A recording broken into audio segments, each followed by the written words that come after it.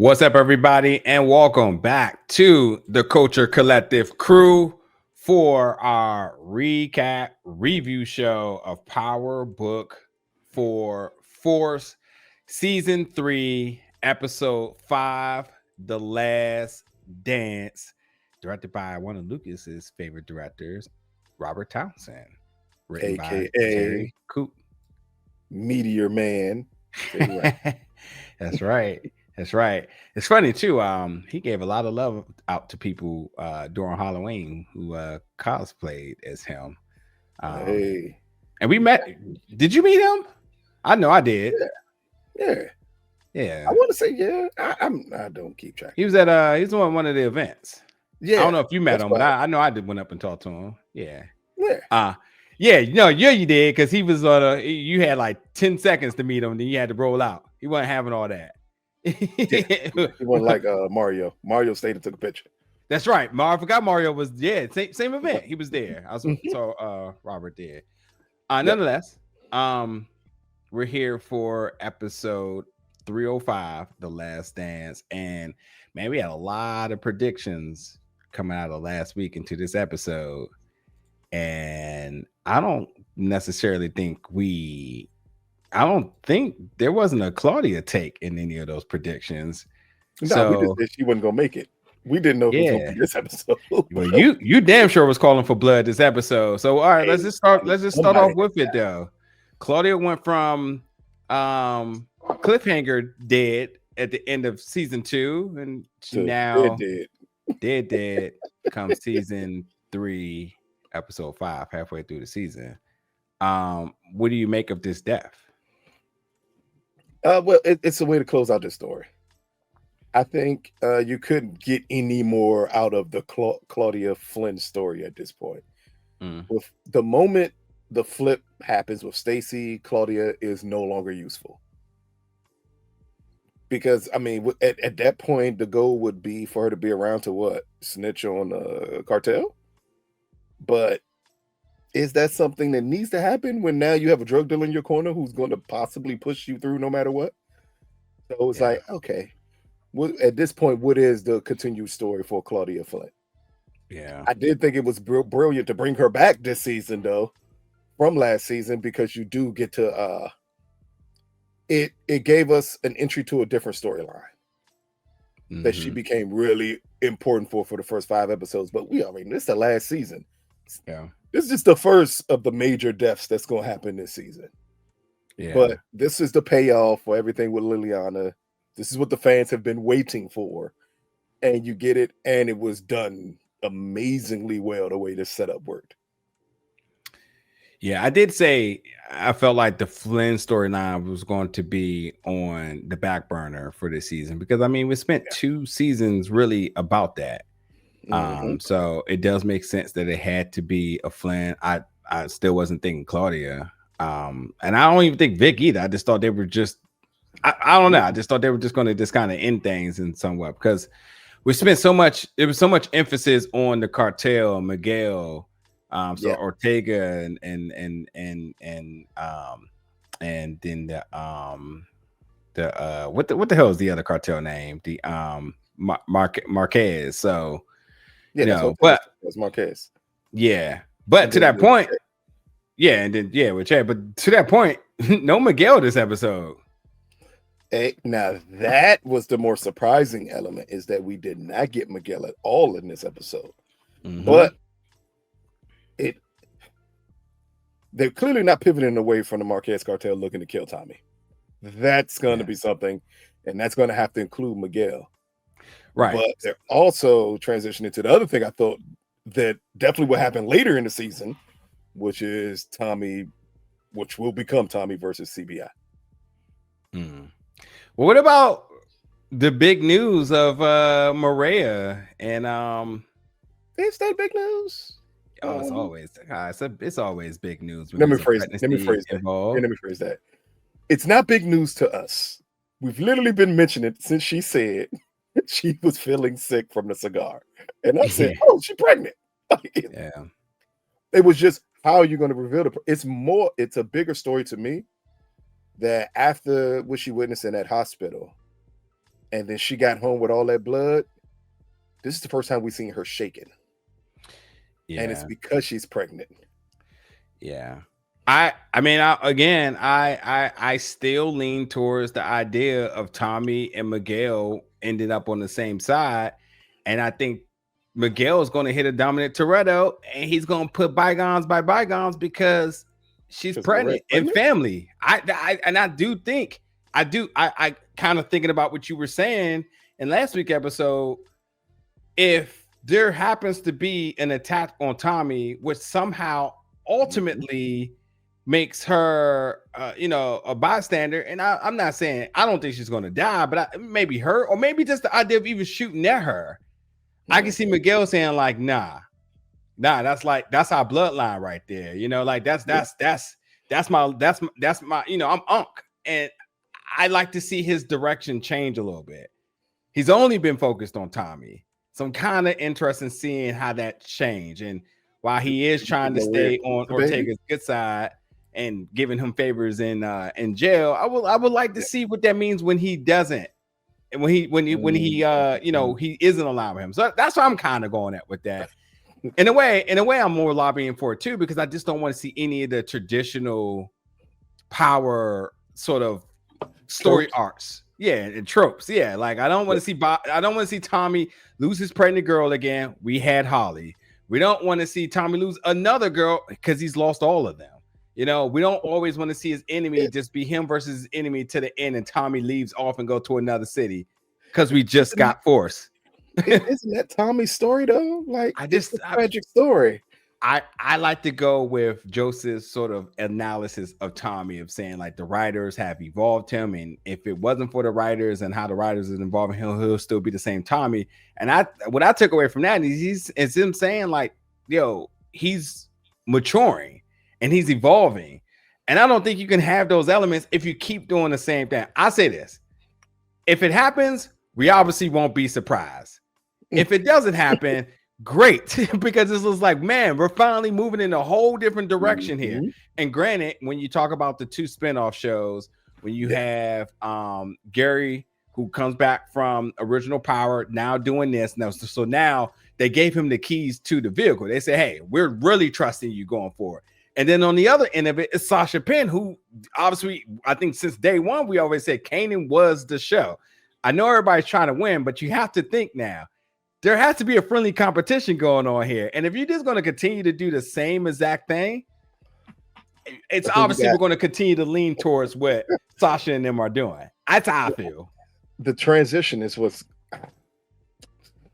Here's the thing. I think they're going to kill her.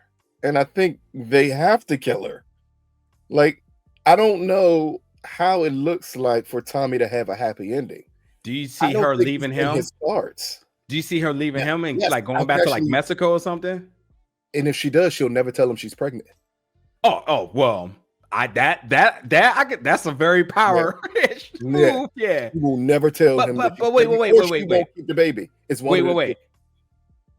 Let's do it even worse, because he will know she's pregnant, because at the end of this episode, he doesn't necessarily see it, but they're going to have to pick up, and he's going to have to turn around, and he's going to have to see it, and it's going to have to be a thing. Or he's going to continue to clean. She is just going to go snatch that because it's only a onesie. Yeah. She's going to snatch that onesie up, and they're going to talk, and she's going to act like it never happened. Or worse yet, they may stay together, but she may have an abortion.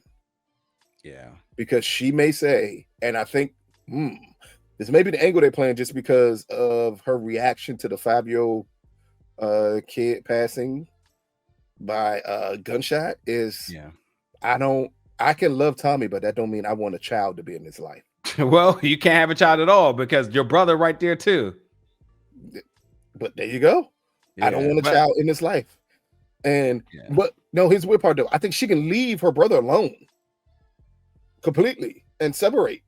But if you have a baby by someone in his life, that child will always be in this life. And I think that's what made her a little shook when she saw the blood on the floor. Yeah. I mean, also, I agree, but also just remember too, there's a little part of her that probably thought like, "Hey, is he alive?" And then she did address it, saying, "Well, I'm glad that you're alive." So, I mean, it's gonna be interesting to see how she responds back from this the next episode. I think that's. I mean, obviously, it's where it's going to pick up, but it's going to see how that really sets the trajectory for the last parts Well, of the maybe season. Tommy's happy ending is something else. And maybe we want the traditional happy ending, which would be you get the girl, she's pregnant, you have kids, but that don't seem like that would work for Tommy. Maybe Tommy's happy ending is actually with Kate. I don't know. I mean, who knows? I will say this: the trailer, and I don't mean the preview for next week because I haven't watched that, but the trailer for the season definitely lets you know two things. One, Kate and Tommy absolutely have presence with each other this season again. And there's something else which I'll leave later, but who knows? I mean, listen, we want Tommy to have a happy ending. Cool. Maybe he does, maybe he doesn't. But we do know he's going to have to somehow, some way get back up with Tariq. We know that what city that's going to be in, possibly New York. I think New York is obviously where they want to keep the aesthetic at, which means he doesn't get to Cali, which is unfortunate because there's no way Tariq is getting to Cali. Not at all. And I also think you stay in that area. I mean, it just helps you. In New York. You can't have Tariq not be in New York. Yeah, but I do think besides Tommy, the connective tissue of the force is important for the storytelling. And actually, let's not forget too, Gary Lennon and his connections to Chicago. I'm sure he's going to want to have some of his Chicago folks get that opportunity. I mean, not only is this a big opportunity for him, but he can bring the city of Chicago with him in a way and make it work as a story. He can run between two cities if need be. We don't know. We don't have any information about legacy. Yeah, that's kind of hard to see what legacy is going to present itself to be because we don't know. But I just don't want Power Books Ghost season 5 or whatever it is, or Force season 4. I would really like to see them really. When you get legacy and you got to combine those two stories. I mean, you said he doesn't get to LA. What makes you think they wouldn't change to a different city? I just don't know how Tariq get there, but you could be right. You could be right. What man? Remember, Tariq still got that call at the end of the season, and he was on his way. Where's that call to? It's true. What happened if it is to LA? Chicago, nigga. You know what? The only reason it won't be Chicago is because it'll be too much like Force. Yeah, but I tell you, if Tariq does go to Chicago, that's the only way we're getting him and D-Mac on the same screen. I know that's something we want. Maybe something happens and Tommy takes D-Mac and JP with him. You said the continuation of the people from Chicago. Yeah. Maybe they will be the continuation of Chicago. And maybe if Maria stays with Tommy, maybe it's all of them leaving. And because in the end, if he needs to run from Che, because Che said, I'm gonna kill your entire family, that would be everybody. That means Tommy needs to take everybody with him. Yeah. We'll see. I'm excited though. This is a great episode. You can't beat Kate in LA. Yeah, that's true. I mean, once Kate go down Skid Row, she just turns Super Saiyan. Yeah, it's gonna be the once she get hit by that airborne fentanyl blast, it's over. Hey, it's over. It's The Walking Dead episode. That's be over at that point. Hey, I'm trying to tell you, if I can ride, find out.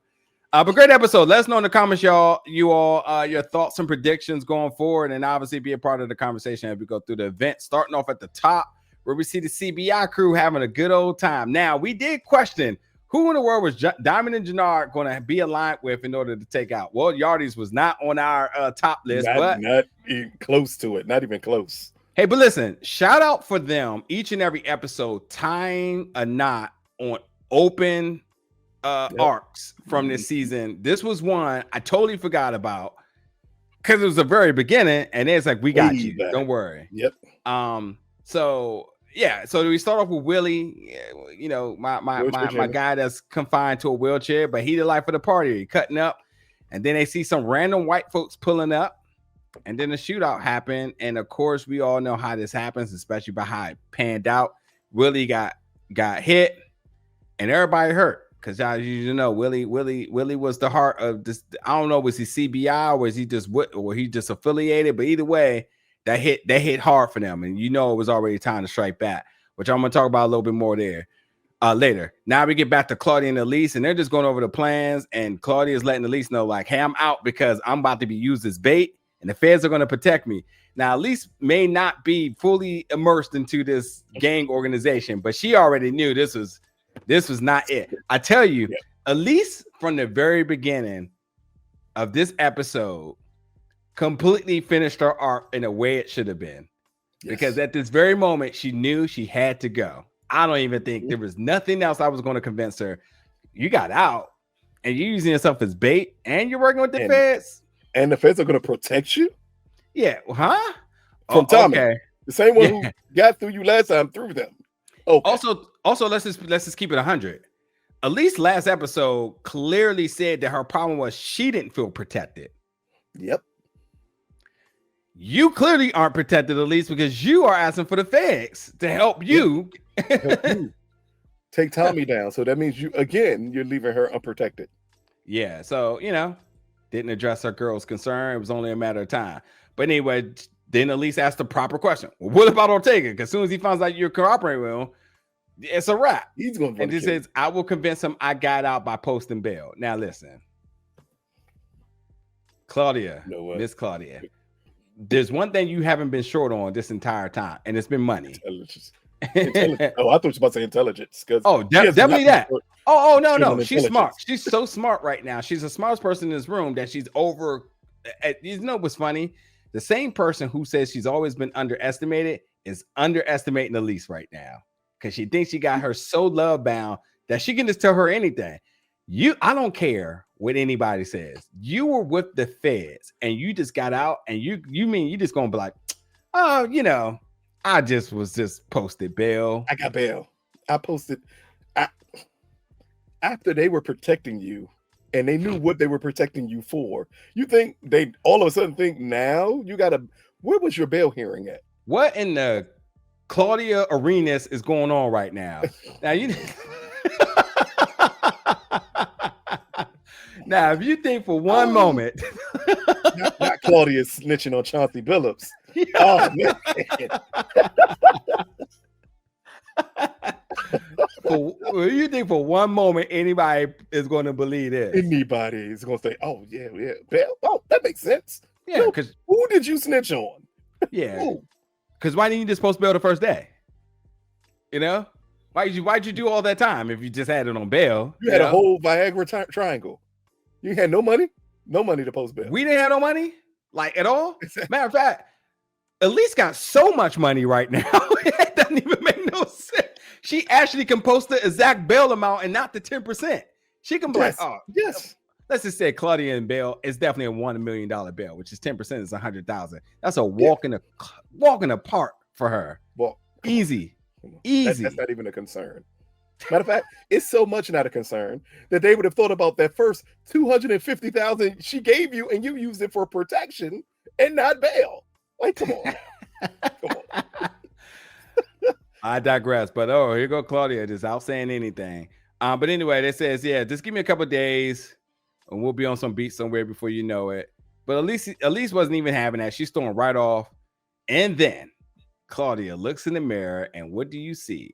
Tommy looking over her shoulder, sort of a imagery there. Now, I want to ask you, what does this mean for Claudia to see Tommy like that? And I want you to, before you answer, to also think, what makes her and Diamond common here? Similar. Because don't forget, he saw Tommy too in the mirror. But he saw Tommy in the mirror after Tommy helped him get rid of the body. I just wanted, I guess, in a way, what is this? What is Tommy popping up in people's mirrors? What is the candy man, the white candy man, doing right now? For her, Diamond this is her fear coming through. Like I think at this moment she understands that her survival rate is extremely low. Mm-hmm. And this is like when you see the killer in the mirror and you turn around and the killer's gone. That's what this is for her. On Diamond's front, when he saw Tommy in the mirror, it was more of Tommy being his savior. Like Tommy rescued him in that moment. That was more of a like, okay, this is like, this guy saved me, and he saved me when I was at my worst. For Claudia here, this is he's coming for me, and I know he's coming for me, and I got to figure a way out of this. She saw Michael Myers in the mirror, like Laurie Strode did when she was walking down the street and saw Mike by that bush. That's what Claudia saw, and she was terrified of it. But again, this just shows that she's trying to play calm and cool with Elise, like everything is going to be fine. But on the inside, she knows that's not the case. She is terrified of what's going to happen. Yeah. Hey, I just want to say, during the week of Halloween, I watched all the old Halloweens, and I don't think there's been enough internet memes of Officer Hawkins about how, I mean, he might be the worst character I've ever seen in a horror movie, but granted, the absolute funniest. This dude tried to, I just never seen somebody try to like basically like what was there for him to what type of conversation were you supposed to be trying to have with Michael Myers? Which Halloween are you talking about when Hawkins did this? And you talking about old Hawkins or new Hawkins? Old Hawkins for sure. By what was it? Patton? Anthony Patton? Will Patton? Who was the actor? Will Patton. Will Patton. No, I'm sorry. Will Patton's the new one. Yeah. Oh, he was annoying too. He was absolutely annoying. No. Yeah. Old one. Old one. Yeah. So like part 4. Part like I watched Halloween 4, that one. Yeah. Okay. All right. Yeah. Okay. Yeah. Well, he was just trying to make sense. Like, remember, by then they didn't necessarily understand fully that Michael Myers was just this supernatural being that could kill everybody. What are you doing? Why are you standing next to him?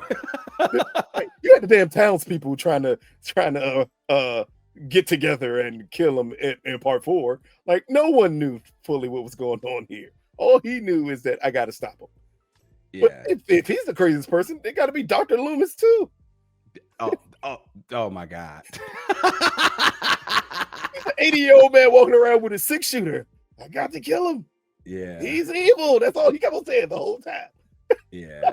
No, actually, no. Loomis is the most annoying character of all television, all movie history, I believe. I love Dr. Loomis. He gave so much commentary. It was like an anime movie, but wasn't. Yeah.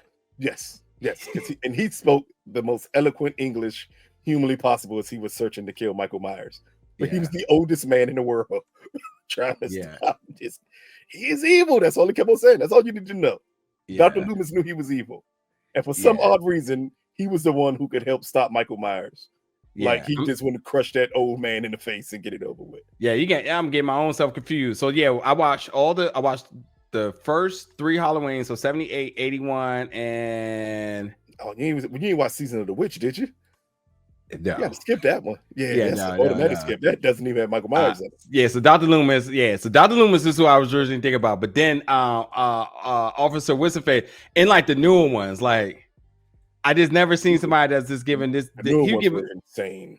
Michael Myers got so much benefit of the doubt. It made no sense. Yeah. Officer the new ones is just that new trilogy was insane. At the end of part 2, when he killed the whole town. Hey, Michael wanted to smoke with the whole town, and everybody. He just for whatever reason, they knew he was supernatural at this point, and he just that Joe should have been called The Last Dance because he damn sure hit the mic, and I took that person. He killed everybody. Hey, Mike was like, also, he's like, just to let y'all know, I'm inclusive. The gay couple can get it as well. Hey, the kids. Black, white, who want it, all smoke given tonight. It's my night. Ubiquitous can get it. Everybody can get it. I believe in DEI. Yeah. Oh man. All right. Anyway, let's move on. So now we get Maria and Tommy, and Maria's like, "Hey, Tommy, everything's okay?" Like, yeah, it's fine. And then she just like ain't to worry about. And then we just see Tommy. He's just getting focused now because he knows that Claudia's out and he has to do he's paying a favor for Liliana. And say it was a friend. I killed in the game, just a friend. He said you gotta make shit right. And she said, be careful, just try. Only thing I want to note here is that he's saying that she's just a friend. I don't know if I believe that. No, not at all. We know it wasn't just a friend for Tommy. Yeah, not at all. But he want to lead Maria on to let her know, like, This is somebody I've really had true feelings for. Yeah. Yep. I wish we could have got a little bit of flashback there. Wouldn't hurt. Let us know how important. I mean, because in case you have short-term memory, it's important to know, like, Liliana was his heart the whole second season. He trusted her. They were building shit together. Like, she became a mainstay. Yeah. They were a lot closer than just friends at one point. You could sense that it was going to get so much closer, too. Yep. So now we get Claudia, who's getting an unknown caller, and happens to be Tommy, and says, "Hey, I forgot a way we can bury the hatchet." He said, "Your Paolo Ortega can't be happy that you're out. So I guess we're both targets of the Marquez Cartel. So we need to figure out a way to work together here. So meet me in the parking lot and come along." And then she immediately texted Stacy and said he reached out. Is he right with his approach here? Because, well, his thing, we already know he's trying to kill her. But he's playing on the fact that for you to be out, you know they're coming after you. Ortega's clearly coming after you because he's not going to trust that you got bail. And since both of us are in trouble with this cartel, maybe we could work together. It was his way to try to get her out in the open. By this point, though, he knows she's working with the feds, but he needs to make it sweet so she didn't bring the feds with her. That's what he was thinking. Yeah. Yep. All right. So now Stacy gets the text and immediately then gets a knock at her door, and it is from the president of the police union, which is Judson. I thought his name was Jensen, but it's Judson Lawrence. I thought it was Jensen too. Yeah, maybe, I don't know. Whatever. Let's look this up real quick. I was looking at my notes, and we're gonna find out right now exactly what he is. Lord, oops. But this is interesting because maybe I'm a little bit new to things here, but I didn't know the police folks be trying to get donations from bribes. Yeah, bribes. I didn't know bribes like this was going down. Did I miss something? You had to, because this is power. Everybody's on the tape. And this is Chicago. Everybody's on the tape. That's what he said. Now, he hit her with a Dr. Umar Jones too. Donations. He said for his boat. He wouldn't even like trying to hide it. Like, I need 100,000 for the boat. He need to make his wife happy. Now, granted, he's right because women love boats. You got that. Yeah, you got the power. But this conversation comes about getting the support of the CPD, and they remember because of what happened with a internal investigation, the civil rights case that she was involved with. I thought it was interesting though, because she's black, as we can see, and she opened up a civil rights case because it was obviously, as she said though, it's not my case. Yeah, and I love the spin on it.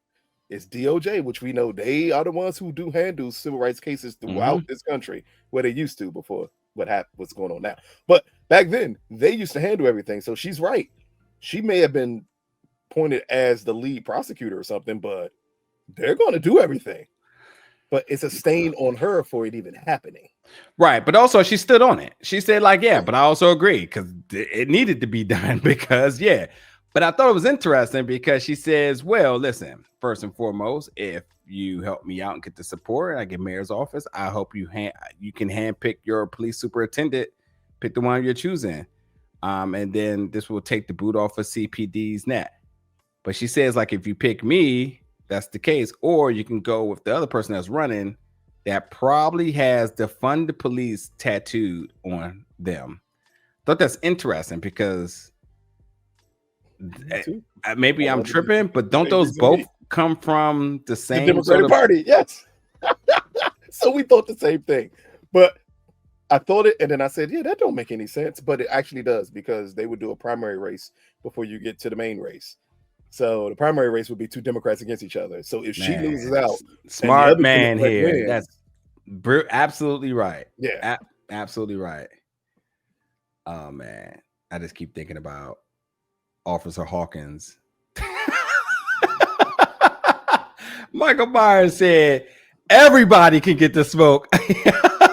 So the old ones were just so fucking funny because of the dialogue and so much benefit of the doubt and commentary around Michael Myers.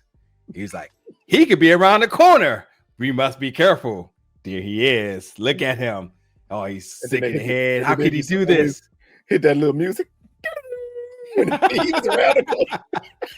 You know what else I watched? Friday the 13th, right? It's been a while since I watched some of the old ones. The original?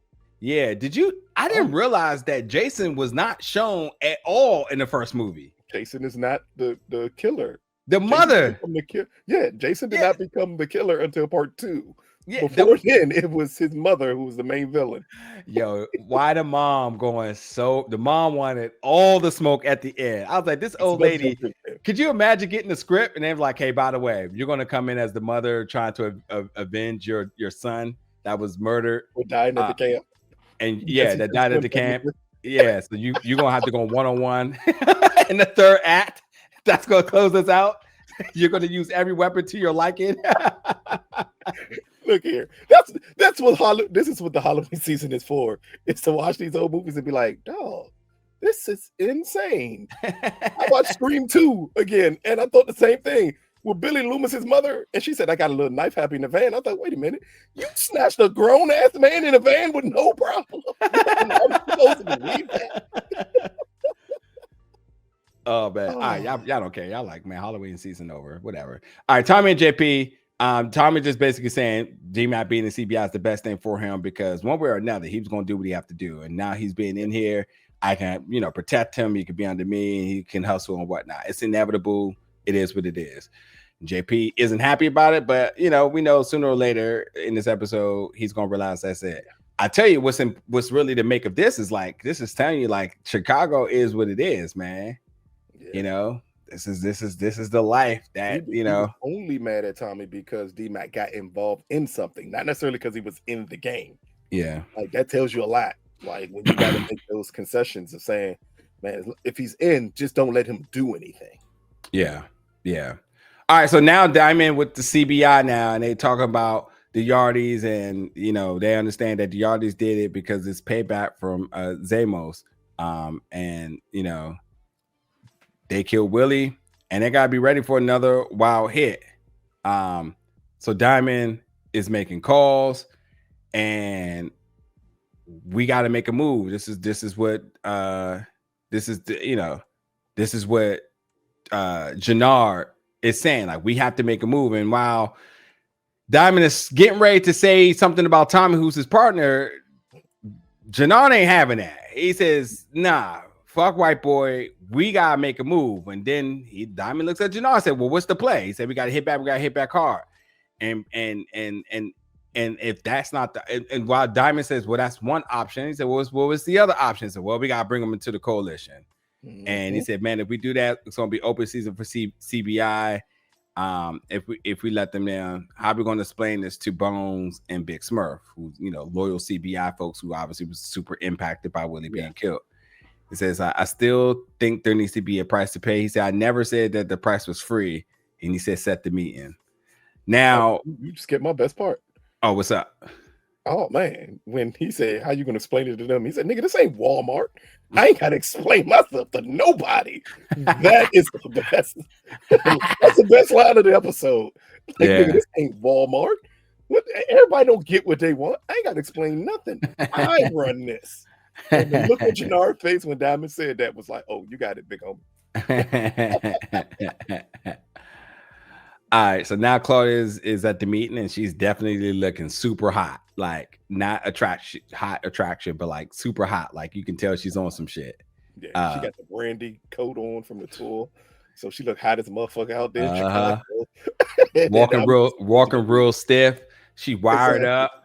Got the G Unit bulletproof vest on. And Tommy peeping all of that. See that she's talking, and obviously we see that the feds are surveillance and everything. But with that being said, Tommy is hip. He calls her. He talks in code. Stacy initially wasn't getting the audio, but Claudia fixed it so that they could. And Tommy's just playing dumb the entire time, not giving up everything. Mm-hmm. And then he also reverses his on him and let him very know that he knew what was up by saying, "Man, you shouldn't say shit out loud like that, Claudia. You never know who's listening." He hangs up the call. So their field attempt to try to get Tommy didn't work, and they know they're going to have to be smarter than that the next time. All right, now Vic and Claudia. Now Vic was looking up things on Stacy at the time. But then it started with the conversation. Well, Claudia now here with the conversation about what Dad left him. He said Dad left him everything, and then Claudia hears about the bars going to the Irish. The Irish bars. Their Irish bars going to the Albanians. Yeah. And then she makes it very clear that like, hey, I know. Well, she says, listen, I know that's going to upset you. But I can't start a war that the Irish can't win. And I mean, because why go to war with Tommy? And I mean, this is a brilliant point. And also another callback. Why start a war with Tommy when we tried to and we brought our heavy hitters in from Dublin and he went unscathed? The Four Horsemen, the worst murder group ever. Full power. Yeah, they were better off getting Rick, Arn,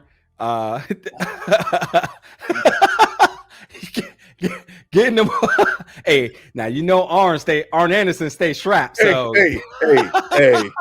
Oh, you can't say nothing bad about Arn Anderson because he'd hit Tommy with that spine buster. That'd have been it. Tully come in like, yeah, you know, it is what it is. We're gonna look good, but you know, we're gonna go down.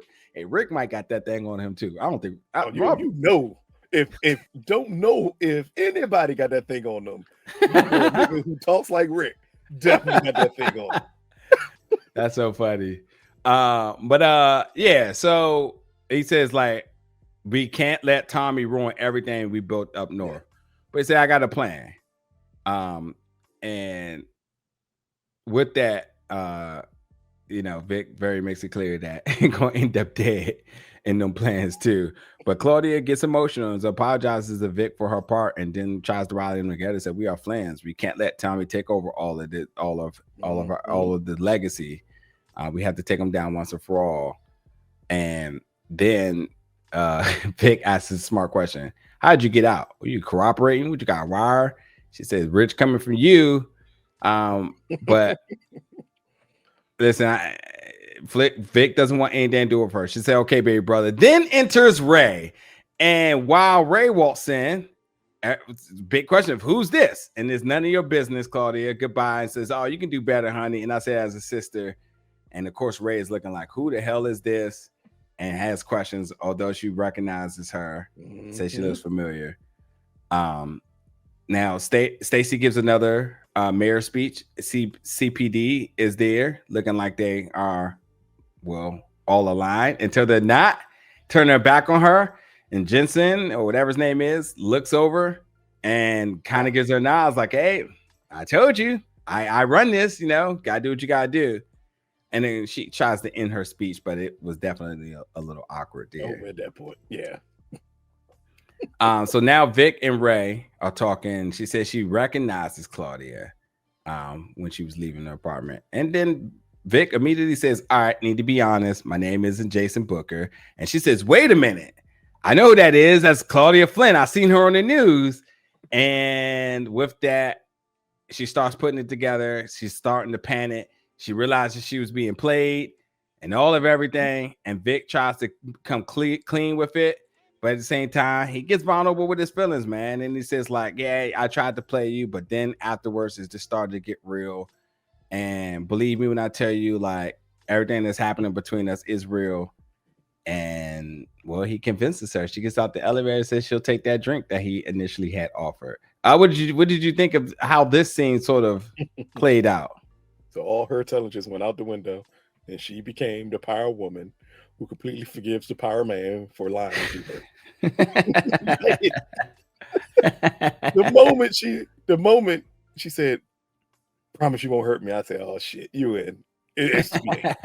It's too late. Like, you done forgot who you work for. You done forgot that he kind of set your boss up and you up by having your boss take drug money. And now you're just like, you know what? Just don't hurt me. Yeah. All right. is over now for you. Mm-hmm. Mm-hmm. All right, so now Stacey and Justin, and he said, "Hey, this, Kopp's got long memories," but he says, "Hey, you know what?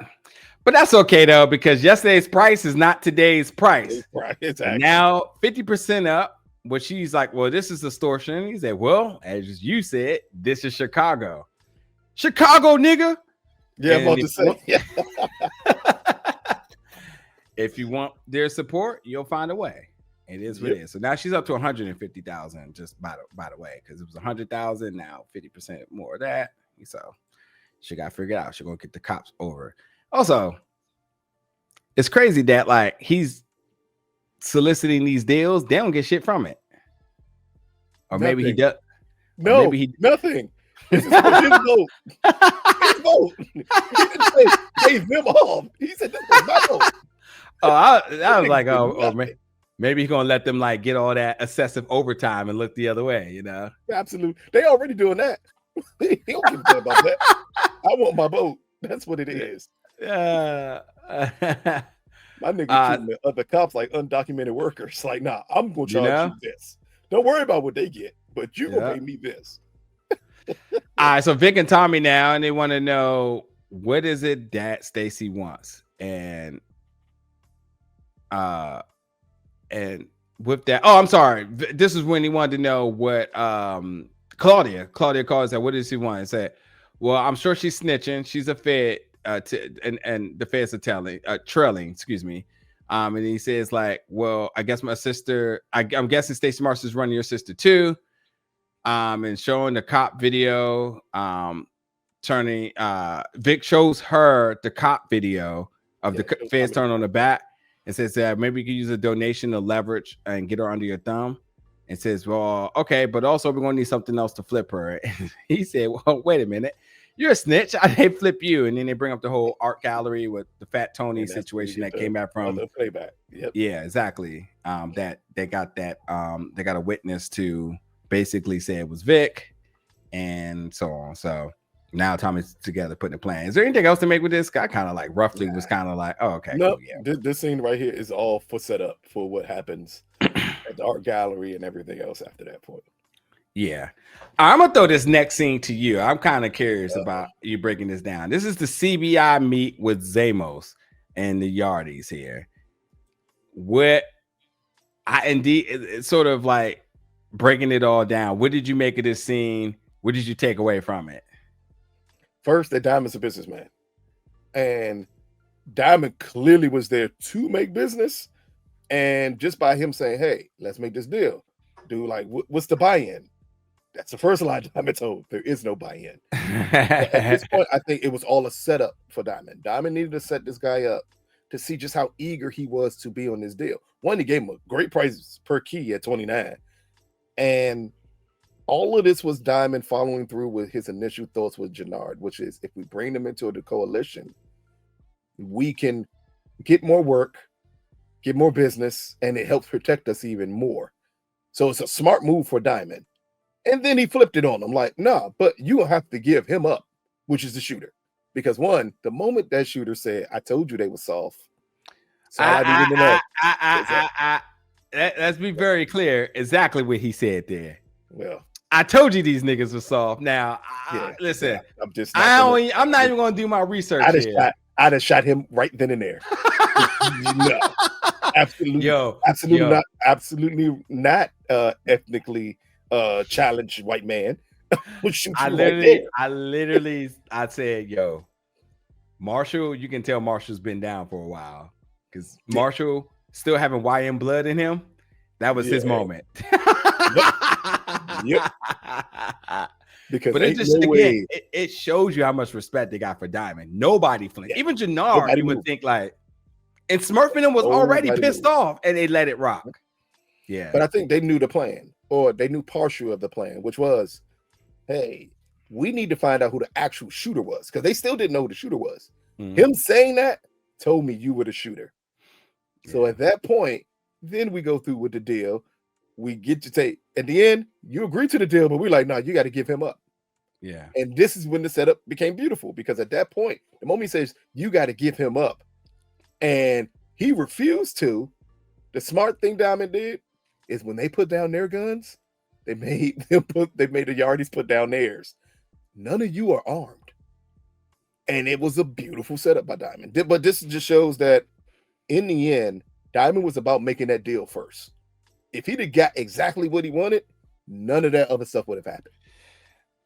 There's a lot to really make with this scene as well, too. This is why I wanted you to kind of break it down. First and foremost, who was it that came in to save them? On the bikes? Yeah. It's the SOBs, I thought. Yes, it was. SODs. Yeah. Yes, it was. I don't know why I keep on saying SOBs. Yeah. That's a restaurant. Yeah. Sobies, like SOBEs. No, but okay. It's a venue, a restaurant in New York, New Jersey, where you go see live music and shit. Yeah, SOBs though. Yeah, but yeah, I thought that was great because you just won them over, and you already got them riding for you. And they made it very clear last week that he's like, yeah, you know, the SODs, they're all about their bikes, and they come in. Yep. But also too, you know, the other thing is too, they had to make this look like a cartel hit, and I think that I just think that string them up at the end. Said string them all up, make it look like cartel. Yep. So that was cool. Next thing I mentioned earlier about the trailer. If you notice that Zamos, he had 2 golden guns. Those things stick out like a black sheep, don't they? Stage your face off. Yeah. Did you notice who left with the golden gun? Jenard. Yep. In the trailer, somebody else is using that golden gun. Here's what part. I've never seen the trailer. Yeah, I have. But so fear not. And I know you all too. Yeah. That other Tommy has the golden gun in the trailer. Oh shit! Then we know where this is going. Now, granted, there was 2 golden guns, and only Jenard had one. They gave one. Yeah. So don't necessarily mean he bodied them, but it could mean there could be solidarity for the first time. Either way, it's interesting because somehow, some way, Tommy has to get a golden gun for a hit or for a move or power move that he wasn't a part of. That when Shanti told him, he looked a little thrown off. So it's gonna be a matter. More than thrown off. He looked way more than thrown off when she said that. That looked like anger more than being thrown off. So you know, gotta figure out how to. I love the scene though. It's a beautiful setup. And even Diamond standing over Dude's body said, man, it'd have been all good if you'd have just gave him up. And you'd have made so much money. I told you these niggas were bitch made. It's wild. It's wild, man. From a white boy, I am the most progressive person in the world. I would have not been. I'd have shot him in his head the moment he said it. Nah. We can discuss business after that. But we won't discuss it with him right there. Not at all. But anyway, because of that, now they got the extra territory. He said we're gonna make a meeting with Che, and Jenard is instantly going to campaign himself why he needs to go. But he agreed, and then he was getting ready to text Shanti, and then he deleted the whole message. So it's funny because Tommy and Shanti both were left out the loop on everything that occurred right here. And maybe we forgot a certain relationship that's bubbling that we kind of know was bubbling a little bit because they do respect each other enough. But this is Shanti and Tommy thing. That adds a big wrinkle into stuff. It does. It truly does. Now we go to the paint and sit with Tommy. You go Tommy being a millennial again because he getting out the cell phone to record something. But basically, all he tells homegirls like, hey, I need you to do me a favor. Here's $25K. I need you to get on camera and basically what's the word I'm looking for here? Help extort Stacy. Yes, thank you. Yeah. Put together to basically debunk everything that was known about that and basically try to discredit, I think is what I'm looking at here. Because like we're gonna make sure that it feels like that Stacy, like she was doing ethical work, wasn't. And I love that Tommy. This is why this episode, the writing has just been so good this season, because I love that this recording doesn't incriminate her. It just starts more confusion, which is not good when you're running for office. It wasn't too well. It did incriminate her because the girl said that she bribed me and gave me $25,000. Yeah, but I mean, we know that's not true. The 25 absolutely came from Tommy just now. Oh no, but if it's on video and a woman says it, that's what I'm saying. It doesn't incriminate her, yes, because you're going to be brought into question, as Vic says, about ethics. But it doesn't necessarily mean that you're in trouble. It means the investigate, and all of this is not good when you're trying to run for mayor and somebody else has a squeaky clean record. But unless it's the president of the United States. It also did one other thing too. Still her to win? No, it cleared Vic. Oh yeah. Oh, I was getting there. Yeah. I was just saying, like, yeah, but presidential elections, you win with not less than clean. You got to have really, really big ideas. Eggs. Presidential elections to do that. Eggs. And if eggs ever get to $8, you're gonna win every time. Even though I go to the supermarket all the time. Them motherfucking eggs is cheap and ain't nobody buying them anyway. Like, who was buying so many eggs that it mattered anyway? I love it's funny too, because it's like Costco's is out here trying to follow the trends or what they think everybody needs and overstocking it, and then they're not buying it. Now Costco's is in trouble. Costco's is having a bad financial year apparently here because they just start selling chickens because them eggs gonna hatch. and they gonna rotisserie them little niggas and sell them. Hey, the rotisserie chicken be hitting. Anywho, y'all gonna get mad at all our sidebar and stuff. All right, so now we get Vic and Stacy, and they're talking. Vic, Stacy's there to help her with the campaign. Then Tommy shows up. I'm also gonna throw it back to you again on this one. What did you make of this scene and the angles that were being played? I loved how it was shot. And everybody basically trying to figure out who has leverage on who. What's your thoughts about this? I thought first this happened a lot sooner than I thought it would. Remember I said last episode, I thought this reveal would be in more of a campaign event setting than on a dark roof. I did not expect that. So this was good for this episode to reveal this so early. Vic saying, hey, I hear you need financial help. And she's like, how would you know this? And then Tommy comes out to be revealed to be the backer. And I love Stacy's reaction to it, which is, I didn't know you were the backer, so how would that affect me?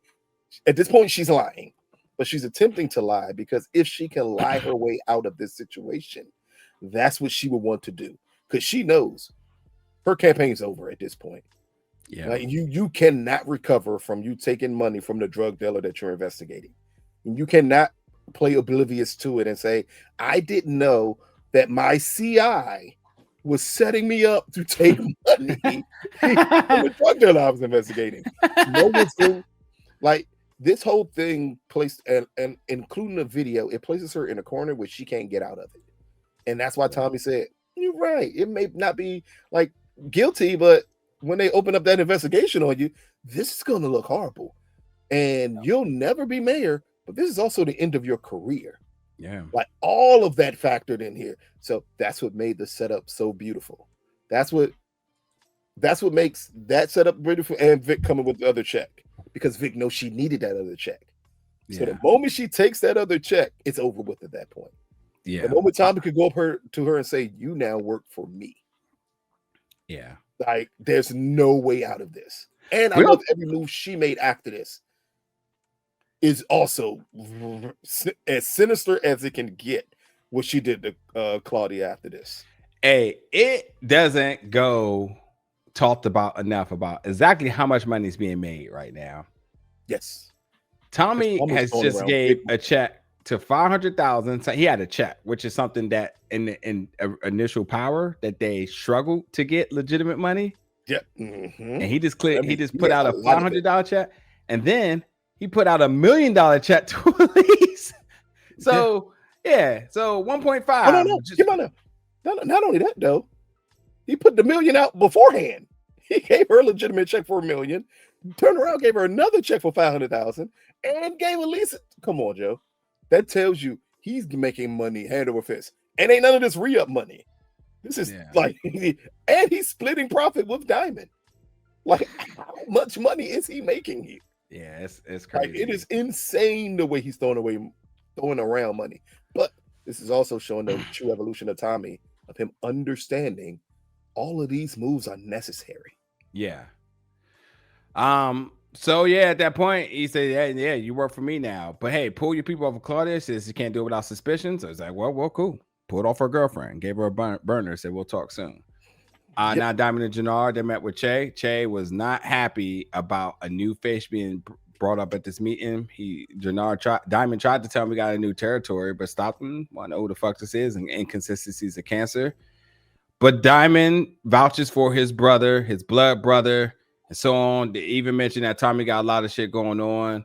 But at the end of the day, Che made it very clear. I heard you moved on another gang, which was the Yardies. Asked him not to start a turf war, but he said, we came here to ask for more product, which is going to make you more money. And of course, Che loves that idea and say you should start with it. JP and Tommy gets a package from Kate. Got them O'Doul's beer. Disgusting, by the way. You don't love me. That's what the first thing I thought. You clearly don't like me. If anyone's to ever send me O'Doul's in the mail, I'm just taking that you hate me.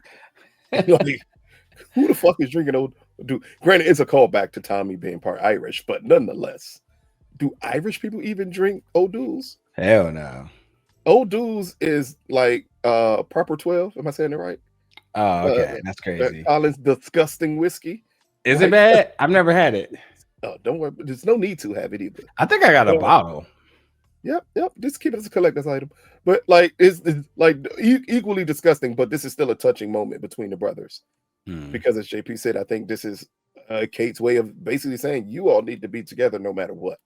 Yeah. Like whatever y'all got going on, and this is her acknowledging that she knows that JP's mad at Tommy for Tommy willing to allow Kate to die. But Kate also acknowledging she understands why Tommy would do that. Yeah, like her accountability with Tommy has always been really good, and here is her allowing JP to also see that she understands her son. She understands why Tommy felt the way he did, but that has she doesn't want her relationship with either one of them to play against their relationship with one another. Yeah, and that's why this scene was so cool. But the brothers also get on the same page. And first and foremost, I think that's good. And we'll just kind of see how that plays out for the two of them.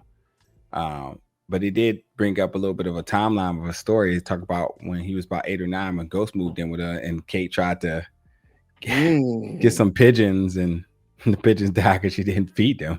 But they toast to it and make it happen. Think there's something intentional about setting that timeline there, but we know for a fact it was very intentional to set that timeline that he was 8 when Ghost moved in. Yeah. Which means what grade are you in at 8? First, second grade? Wow, not second or third maybe. Yeah, you should be 5 in first. Yeah, third. Yeah. Second, third. Yeah. Third grade. Yeah. All right. Now we get Claudia and Stacy. Now Stacy, basically at this rate, this is kind of wild, as you mentioned, gives Claudia this ability to do whatever she wants. Basically to act and just do whatever she wants, and she'll turn the blind eye to all of it, right? Yep. Sort of empowering her to be back to being sort of the queen pin in what she was. But she has to kill Tommy. And also let her know, forget about Ortega. And the whole plan was to meet Tommy, to get him to draw him out, and then get into his loft. And Claudia, with Claudia too, has a little bit of concern, like, how am I going to do that? But she says, I'm the feds. We always got way. Also helps her get out of this meeting or in this with their office. Sets up a way for her to get out of there unnoticed through a back door in the police or the federal building that they're in, leaving her a door and a key card. Either way, they're still going to be looking for her, because how long is she about to be in the bathroom? I guess. But once she escapes, at that point, they just got to report her missing, and they got to go on a manhunt to try to find her. And at this point, Claudia is just trying to get away. At this whole point, you just got to wonder the way Stacy set this up. Did she understand what she was setting Claudia up for? Yeah, don't think so, but here we are. So after that, though, I mean, I think at this rate now, there's two things to make of this. Stacy really hitting, I don't want to say rock bottom, but like she's on her lap. Rock bottom. You said it perfectly. Yeah. Yep. Yeah. All her integrity is gone. And it that's is absolutely gone at this point. And that's the thing. When she said that Tommy took away something I can never get back, I would say integrity, dignity is the things that it is. Nothing tangible here because Tommy is outsmarting her and basically everything that she's been working towards in terms of being this mayor. Well, he somehow has the button to turn that on and off at any given day. So then she basically unleashes Claudia to go be her. Which is crazy. Yeah, it's definitely not the best option here. No. But okay. Yeah. Oh, okay. We'll let that happen then. But after that, though, after Claudia's walks out of there, she then texts Elise. Now, this is if everybody's paying attention. She says, get the chopper ready. We're leaving at 12:30. I have a meeting with the devil set. He has no idea what's coming. Then she texts Tommy to tell him the location. Yeah, we'll talk about that in a minute. So now we get to Maria. Now she's at the hospital and she sees a 5-year-old who's been shot because the 5-year-old shot himself by the boyfriend's gun. She's feeling very emotional about it, and her co-worker's like, "You've seen worse, and you've also operated closely with people that you've seen worse. Why are you so emotional? Maybe you about to come on your period or something." We all knew what it was right then. I mean, you knew what it was before then, but this was the definitive for real. It's obvious. You see a kid die and you're pregnant, you're going to be emotional. Yeah, I want to know here what you think. Vic and the Irish folks and Jimmy, one of the folks there. What did you think about the meeting with everybody here and sort of Vic's sort of changing philosophy now? It's like he's getting ready to turn the page on everything. What you thinking? This is, I don't know if Vic is attempting to, at this moment, come into his own, but it's also, I pay way more attention to him texting Claudia after that. Yeah. And letting her know, like, we're going to be respectable again. It's like the moment she walked away emotional, it affected him. Even though they've tried to kill each other. Like, this caught him off guard. And now he wants to try to reverse course to fix things. But it's too late. And you think it's too late? Oh, absolutely. Because how are you going to fix it? I mean, what can you do for Tommy to fix things? Because that's who you got to fix it with. Yeah. Tommy don't seem to be the forgiving person. Yeah. Not with Vic especially. Because he trusted Vic way more than he trusted other people. And Vic turned on him. Yeah. Yeah, I actually don't know what to make of this besides the fact that we realized that Vic has more of a following than it initially was laid out. And they said we have players in Milwaukee, we have players in New York. They are loyal to you. And Vic felt that. He said, you know what? Fine. If I got soldiers, then we about to ride. I don't know where we riding to, but we riding. Clearly don't know where we riding to. He says, I'm gonna hit him where it hurts. And Vic looked ready. I ain't gonna lie. Vic definitely looked ready. He looked more convincing here than he did in many other scenes. Last episode? When we say last episode? Love. Who was Vic? Oh, Drake. Didn't Drake look ready when he was trying those little rap records? And then all of a sudden he sued him. a bomb dropped and he didn't know what to do anymore. That's where we're going with Vic. As Tommy's like at this point, you got to at least show that Vic is being a man. Because other than that, he can't be this soft forever. Eventually, he has to develop that Flynn backbone that his father always wanted him to have. And I think this is the beginning of him attempting to do that. But now we just got to see the ramifications behind it. Yeah. Yeah. All right, now we get Elise and Tommy, and Elise is walking out with security. She's getting ready to leave out. But Tommy's I'm just here to talk and says, you think Claudia loves you, but she doesn't. She's desperate at this rate. Makes her dangerous. by the way. And if you think she loves you, well, just to put you on game, we had a Dahlia connect, and she thought she loved him too, but she found out very quickly when she had that ice pick put to the back of her head. Claudia doesn't love anybody. She's loyal to herself. And Elise is so oblivious. Claudia has never killed anybody. Claudia has had a couple of bodies, which definitely didn't help Tommy here, because one of those bodies is Liliana. So, he felt that. But anyway, he says, listen, here's $1 million for you to walk away from this bullshit. Just tell me where she's at, where her next going to be. And Elise is like, she would never portray me. It's like, all right, Claudia, first and foremost, Claudia sent her away because she wasn't about this life in the first place. So, and she knows that. And now Tommy's also sending you away. You might as well collect all the paychecks you can. Listen, you have no loyalty to her. She don't love you. And it's been proven time and time again that Claudia isn't somebody who's always going to put herself at best interest. And I do think she still loves her, but I don't think she knows how to balance it, is what the issue is. That's the problem. But at least she understood the assignment bright and clear right here. 4K. Anything else you want to make with this interaction between those two? Cool. Because what happens next is the most important part of it. What?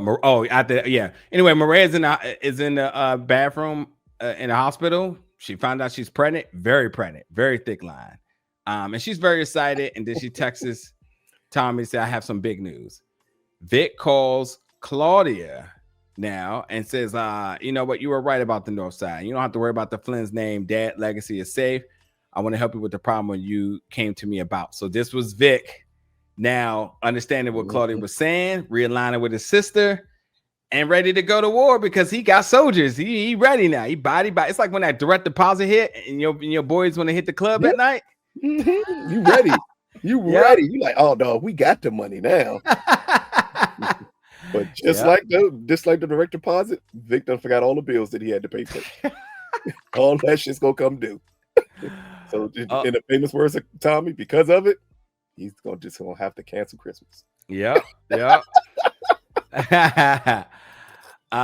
And now we get Claudia at Tommy's loft now, and she breaks in. It's dark, ominous. She's wearing all black like an omen. And just when she thought the coast was clear, Tommy's sitting there on the couch waiting for her because, well, he first and foremost lets them know, well, Elise sold you out. That's what you need to know before this all gets started. But it's a shootout. And while the shootout is happening too, Claudia does admit to killing Liliana. And while she empties out her whole clip trying to kill Tommy hits her with one bullet. And right before she eventually is executed, he gives her respect, man. He says, "You are the baddest Flynn. I respect you more than your brother, your father, but this one's for my friend," and puts a bullet right in her head. He takes a little bit of that Bronson cognac. Yuck. And toast. That's his comment for another time. But then he puts it up in the air for Liliana and says, she's all yours. And it's a little bit of a touching moment. I think it's a great ending of the Liliana story arc and the Claudia story arc too, man. I think there's a little bit more for Claudia because we're going to have to see how that motivates Vic, if it does or not. Or does the Irish retaliate from it? We don't know. She's still a friend. We ain't got nobody to retaliate. They'll never find her body. That's going to be the key part. No. Yes, they will. Don't forget what Shanti said. And we'll go right to it in 1 second. But but anyway, when that all happens, he calls Diamond. Diamond phone goes to the answer machine. Interesting. I think they did that on purpose. But then the second call, did you know who he called with the second call? Were you hit? Because I definitely thought it was Vic. No. Who'd you think? Hold up. You said the second call. Yeah. I thought it was to Maria. Really? Oh, that would have been. Hey, it could have been D-Mac too. You know what? Quite possibly. Quite possibly. And I say all this to say, him picking Shanti is just like you said in the very beginning of this. Him picking her, trusting her, lets you know just how crazy things can get now. Yeah. Because that's a measure of trust. And as he said, going into the next scene too, keep this on the low. and she says something no chatty patty. There's obviously a lot of trust and respect here. As much as she tries to make it seem like it's not, it is. And I say out the way so she could be the king. Yeah. But I think now it's a more of a respect thing between them two. Yeah. Do you think there's a chance that he clears the path for her? You know what? Yes. Wouldn't that be something? If Tommy does not want to be the person who takes over, then he would clear the path for her. He got to leave at some point. We know he has to leave. He's the one, at this point, she's the one he could trust the most. Maybe. And it's only because he knows where she's coming from. Yeah. Like Diamond, this whole thing, when Diamond didn't pick up his phone, and then the information that she gave Tommy, that's when he was like, oh, okay. Yeah. I see how this is playing out. When she said the brothers are for themselves. Yeah. So and Tommy had, go ahead. No, I was going to say right before that, Stan, I just wanted to clear what we were saying before that. Shanti says you're making a statement by leaving the body like that. I don't know. Does he have her like hung over a cross? Like, gotta have her somewhere drastic then for them to say you're leaving a message by leaving the body like that. Do you think they left it in like the oh, you know who it's to? Who do you think it? I think Stacy. Here's the weird part. No, I don't think it's Stacy. Do you think he's using it as a message for the cartel, the Marquez cartel? But he wouldn't offer them a favor because I took care of your problem. We need to end this issue. Because if she's out on these streets, she's your problem. Well, it definitely helps them because, as we know, Sang made that call saying she's out. She's going to testify. This is a problem. So, it's this. What's the message for Stacy? He has Stacy. Yeah, you keep trying to put somebody on me. Keep putting people on me. See what's going to happen. Yeah, you're right. He has Stacy. Yeah, he has Stacy. Oh, it's definitely Torres Ortega. It's definitely Torres Ortega. That's why I like this show. There's so many connected webs here. Like, everybody trying to cross everybody here. I think it's to Ortega, and it's the show Ortega. If I took out your problem, what's our real problem? Yeah. Okay. But go back to your point though. Talking about the brothers. They took out the whole gang, and now these brothers are looking out for themselves. So what do you? The moment Shanti says that they're looking out for themselves, and Tommy understands how close Shanti and Jenard is, for her to say that, all that's going back in Tommy's head is that when Diamond told Tommy, nah, let Jenard speak, and all their interactions, Tommy's now looking at all those interactions like, oh, I think you all may be trying to move me out, and that's why you're doing this. Yeah. And at that point, it's a problem. Yeah. All right, let's get to these last few scenes now. Marquez at Tommy place with the baby clothes and notices the blood and bullets, and it definitely throws her off, and it changes all that excitement, and she gets real somber very quick. Now, Elise, it's my favorite scene of the episode, and I know y'all probably like, what? Elise, we see her getting ready to get on that helicopter. The clock says 12 o'clock. And then he said, yeah, we're not waiting for that other passenger. We can roll. Now, I say in the very beginning, that very conversation that she had with Claudia, that was the moment I think she made her decision. Yeah. Because while Claudia said, we're going to leave at 12:30. If I'm not there, you can go. Elise said, yeah, about that. 12 o'clock, I'm out. I don't think it was the money. I think the money solidifies her going forward, which she doesn't even need because she has money. I think she knew at this point Tommy had killed her. So she's like, no need for me to care. Remember, Tommy told her, all I need from you is tell me what her plan is. Yeah, but you know what? She wasn't sad or anything. No. She had made her peace with it. Maybe. I still think in the very beginning, she was just kind of like... No, she was going to leave no matter what. I think so, too. She's going to leave no matter what. But she also knows she's dead. Because you ain't going to tell Tommy that information and think that Claudia's going to survive. Yeah, sure. She about to come in your house and kill you. Be hip. Stay alert. Stay alive. Tommy was like, all right, bet. Last scene, Tommy, he gets home. He sees Maria cleaning. And of course, like we said, Maria is just happy that she's alive because maybe she looked at the blood and thought it was Tommy. But that was nonetheless of her still being somber because she realizing like this is the life. But I think this is a little dramatic here from Maria, besides her being emotional from the hormones, because at the end of the day, he said he had to handle a problem and he handled it, and he says it's been resolved. I would like to think that that's it. There's nothing else that's gonna touch this clip. Really? No, not really. No, not really. But no. I mean, really, in the sense that you think like it's a dramatic response. I think it's different from him telling her it's a matter I need to handle, and it's dealing with a friend, and that matter gets handled outside where I lay my head. It's a big problem when it's where I lay my head. And amazing, this is one of the things that she never went through with Miguel. Oh, true that. Oh, that trouble's never coming to the front door. The trouble may be on the outside, but it's not coming to the front door. Here, it came to the front door, which I think could also bring up a very interesting thing that can happen here. We know Miguel,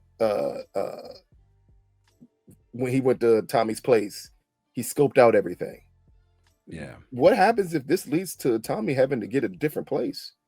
If Miranda's not so safe there, and then all of a sudden Miguel then has the Ortiz cartel go to what he thought would be the location Tommy would be at, and Tommy's not there anymore, what does that look like? It's crazy that you're basically saying the last season they gotta get a whole new set location for my guy. Yeah, who knows? I'll leave it at that. We got to see. But at the very, very, very, very end of that, she does not admit to him that she's pregnant. She just talks about that she's in the top 3 for consideration for a promotion at work. And of course, she's still excited for it.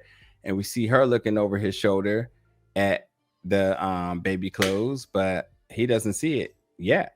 But we'll see what happens next episode, episode 6.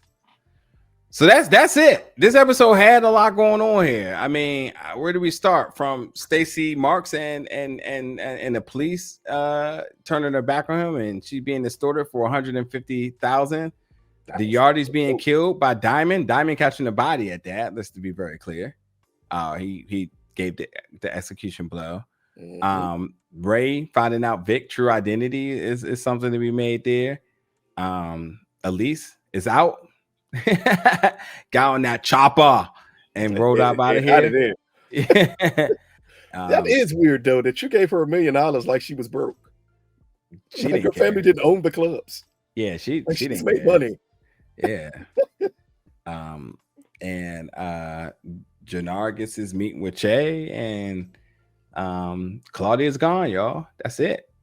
That is it. And Vic got the forces behind him. We're gonna see how that plays out. But anyway, y'all let us know y'all thoughts about episode 5, everything that happened this episode, anything we might have missed, anything you want to further elaborate on in the comments below or in the chat. And give us your predictions for episode 6 next week. And of course, y'all know us, man. We're here each and every week after that episode air for your recap show, where Lucas is going to break down each and every trailer 20 times. So the things you missed. Nah, it's not right. Yeah. But y'all know what it is. If I do that, it's gonna be epic. It's gonna be epic. I'm telling y'all, and it'll never happen again. Hey, but y'all let us know everything about the recap below in the comments, and we see y'all back for another recap here, review show with your folks at the Culture Collective. Thank y'all for watching. See y'all back next week. I